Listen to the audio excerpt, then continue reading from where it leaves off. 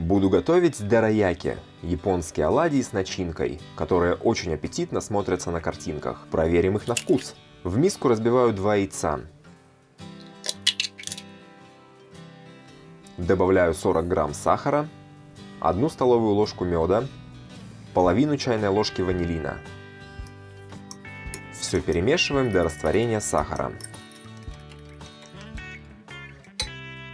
Добавляю 90 грамм просеянной муки и столовую ложку разрыхлителя и замешиваю тесто. Добавляю 15 мл воды, чтобы получилась вот такая консистенция. И оставляю настояться минут на 10.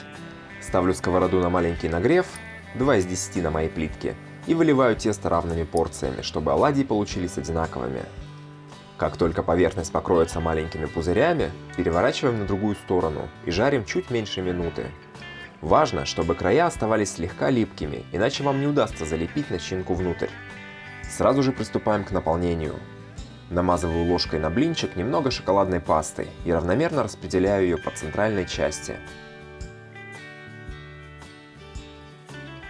Дальше надо залепить края со всех сторон, чтобы получился вот такой вот пирожок. Кстати, у меня на канале есть рецепт приготовления домашней нутеллы. Ссылка на него появится в правом верхнем углу.